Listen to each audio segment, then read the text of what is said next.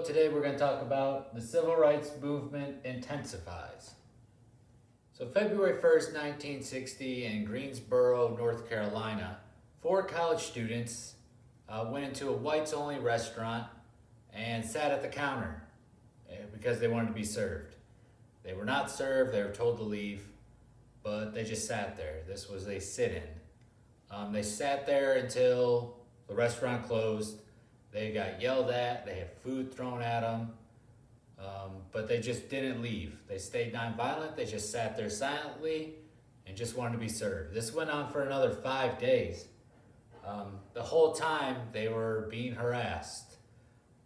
Food thrown again, yelled at, belittled, hit, but they just continued.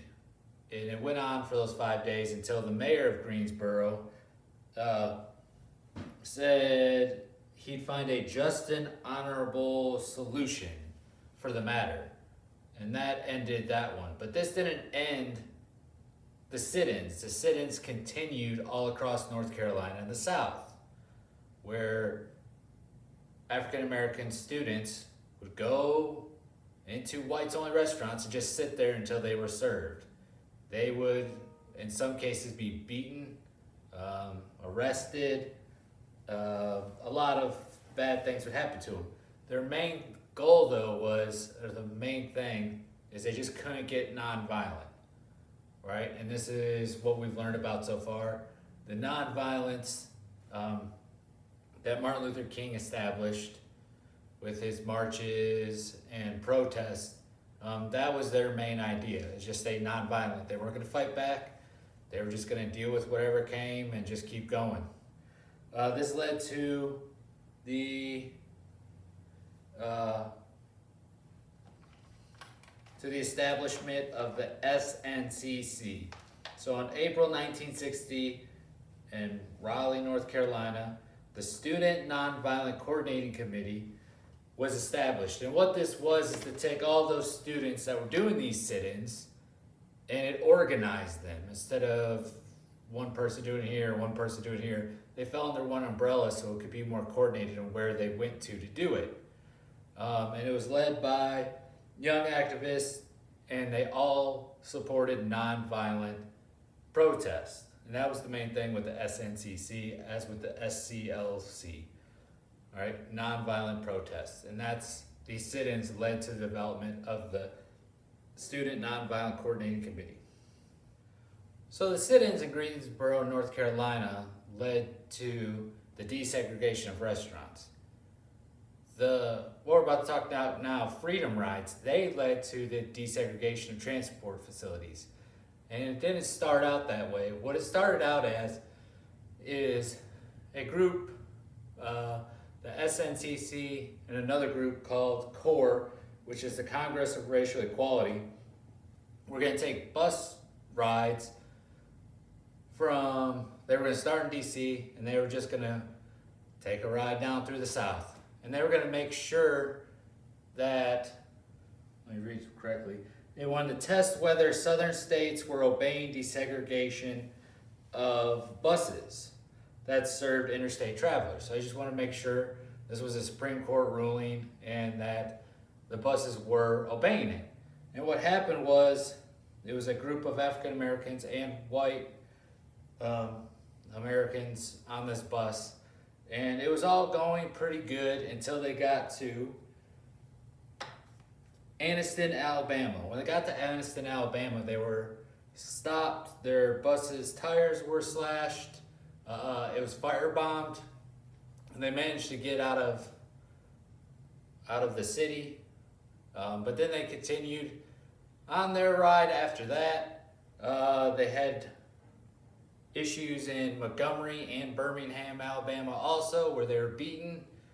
And then when they got to Jackson, Mississippi, they were arrested and imprisoned.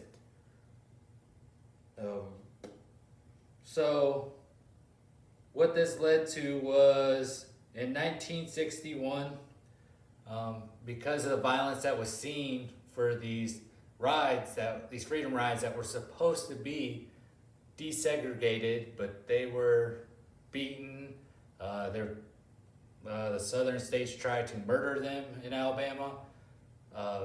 It led to freedom rides going to bus stations and airports.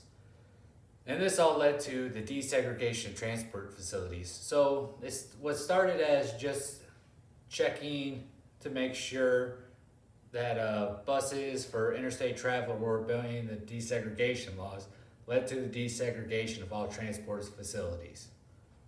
In Birmingham in 1963, there were sit-ins, marches, protests, but Birmingham had a very segregationalist police chief, and he wasn't having it, so it became quite the uproar in Birmingham, where they used fire hoses and they used police dogs on the African Americans that were protesting and marching to stop their protesting and marching because he wanted to keep everything segregated. It ended with fair hiring practices in Birmingham. All right, the March on Washington is one of the most popular things you'll learn about during the Civil Rights Movement. When you learned you were going to learn about the Civil Rights Movement, it might have been the first thing you thought of. So, the March on Washington happened in August 1963. There was over 200,000 Americans there. There was a call for jobs and support civil rights was the main purpose. And this is where Dr. King delivered his I Have a Dream speech. There was also the Albany movement, 1961, Albany, Georgia. They had a very ambitious goal. They were trying to desegregate the entire city at one time. What this did instead is it increased the amount of voter registration for African American community, and it actually got the first African American leader elected to the city council because of the Albany movement. They didn't segregate the entire city like they wanted to originally at first, but just getting those voters registered led to the first African American being on city council, and then it led to the segregation policies being taken away. And the last one in the Marching for Freedom is the Selma March. So that was in March 1965. So the SCLC, which was led by Dr. King, they were going to do a 50-mile march from Selma to Montgomery. They were stopped right outside of Selma, and they were beaten and tear gassed, what became known as Bloody Sunday. This became a national thing. There was a huge outcry from all over the country, and they were actually given permission to make sure they were left alone for their march the next time they tried it. And they actually completed their march from Selma to Montgomery in their March for Civil Rights. Violent protest. The Civil Rights Act of 1964. There was a Civil Rights Act before, but it was not very useful at all. It was a good baseline, but then you had to go through the whole Civil Rights Movement to get another Civil Rights Act made. And that was an outcome of all these nonviolent protests. So they made racial segregation and public accommodations illegal and prohibited discrimination in education and employment. So what it did is it desegregated everything. Didn't matter what it was. Desegregation was all around. And you had to be treated the same when you went to a school and for employment. You could not be hired because of your skin color. And the Voting Rights Act of 1965, black voter registration went through the roof. It led to more African Americans being elected, and also led to the first African American mayor of Atlanta, Maynard Jackson. And the last thing we're going to talk about is Lester Maddox. So Lester Maddox was a segregationist. He wanted to keep everything segregated. He was told to desegregate his restaurant that he owned. He actually closed down the restaurant instead of desegregating it. He's elected to be a governor of Georgia. And when he got elected, he actually went the complete opposite way.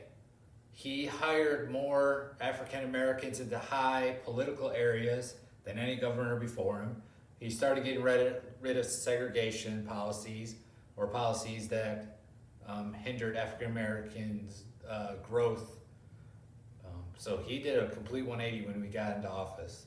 And that was Les Dramatic's governor of Georgia. All right, this has been a long video and there's a lot of information in it. The civil rights movement intensifies. I hope it helps out, and I hope I covered everything. There was a lot of information. I skimmed over some stuff that I should have gone more in depth to.